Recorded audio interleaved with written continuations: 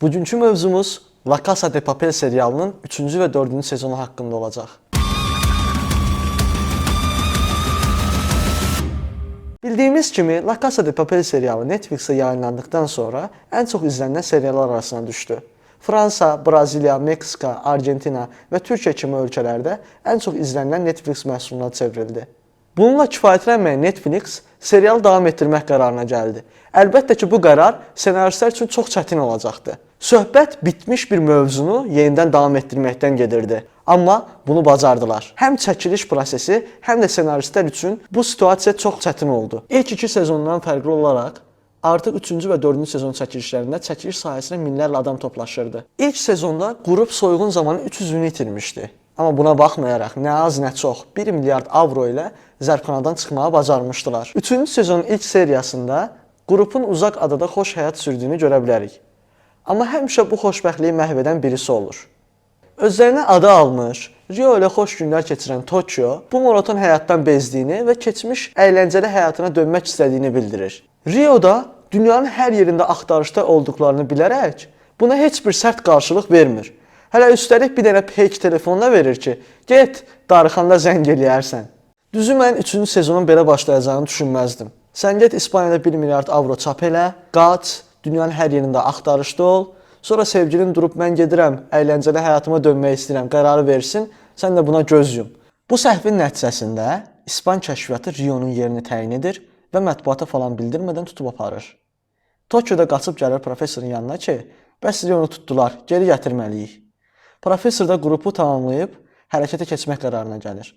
Hətta Türkiyə mətbuatında serialda Yeni İstanbul rolunun olacağı və bu rolu Azərbaycanlı aktrisa Nəzrin Cavadzadənin oynayacağı şayiələri də geniş yayılmışdı. Amma belə olmadı. Qrupa Marsilya, Bogota və Palermo kimi yeni üzvlər əlavə olundu. İlk 2 sezonda Denverlə münasibətdə olan Monica Gastambide Stockholm adını aldı. Həmçinin inspektor Raquel Murillo da Lissabon adı altında qrupun bir üzvünə çevrildi. İndiki məqsədləri isə İspaniya Milli Bankını soymaq idi.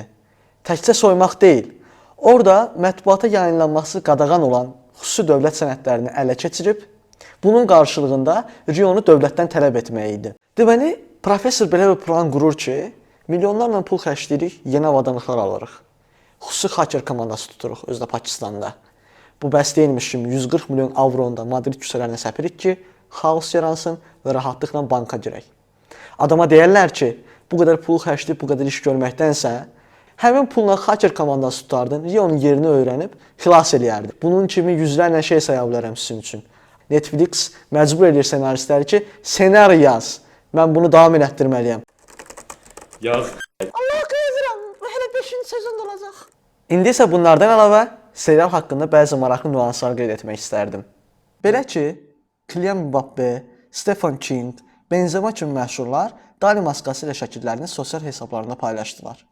Həmçinin dünyanın müxtəlif yerlərində etiraz aksiyalarında insanlar qırmızı tulumlar və Dali maskalarıyla küçələrə çıxmaya başladılar. Gör nə aləmdir ki, Neymar belə ilk 2 sezonu izlədikdən sonra necə təsirlənibsə, ona da rejissordan rol verməsini xahiş etdi. Və beləliklə 3-cü sezonda Florensiyada olan monastırda Neymarın rahib olurunda görə bilərik. Qızılların suyun altından çıxarılması səhnələri gəmi mühəndislərinin köməyi ilə verilən layihə əsasında qurulmuşdu. Həmçinin qızıl külçələr yerinə köpük, xırda qızıl dənələr əvəzinə isə rənglənmiş düyüdən istifadə olunurdu. Sualtı çəkilişlər İngiltərədəki Pinewood studiyasında çəkilmişdi.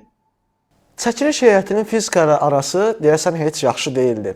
Təbii olaraq sıxlığı sudan az olan köpük külçələr suyun üzərinə çıxdı və komanda bu külçələri dəmirlər vasitəsilə rəflərə birləşdirməyə məcbur oldular. Bu da azmış kimi köpük külçələr suda deformasiya olmağa başladı.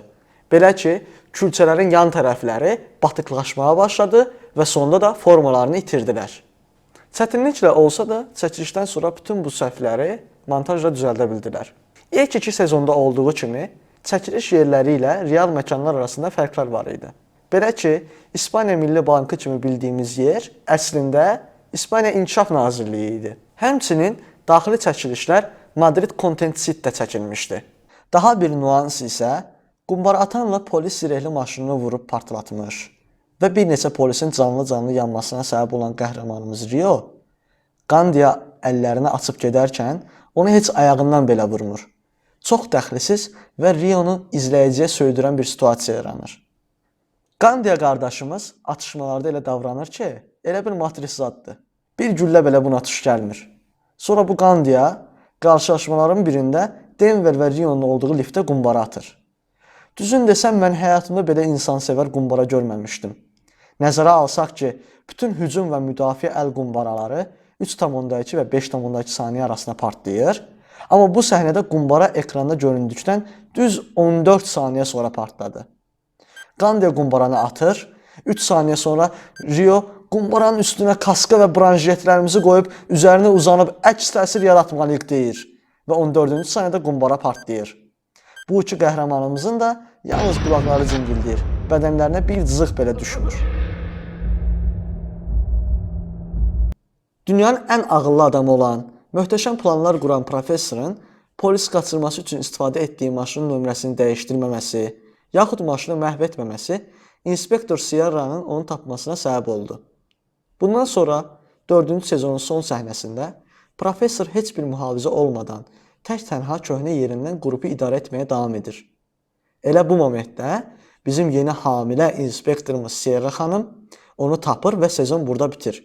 Yəqin ki, ssenaristlər professoru bu axmaq vəziyyətdən çıxarmaq üçün 5-ci sezon Sierra xanımın doğum sancıları ilə başlayacaq və professora heç nə edə bilməyəcəyindən professor sağ qalacaq. Bəlkə də professor humanist davrandı, Sierra xanımımızın doğumuna kömək elədi. Artıq itirməyə heç nə qalmamış Sierra xanım da yeni bir şəhər adı ilə komandanın bir üzvü olardı. Ssenaristlər də bilirdi ki, bitmiş bir mövzunu yenidən başlatmaq, yeni bir ssenari yazmaq çox çətin iş olacaq.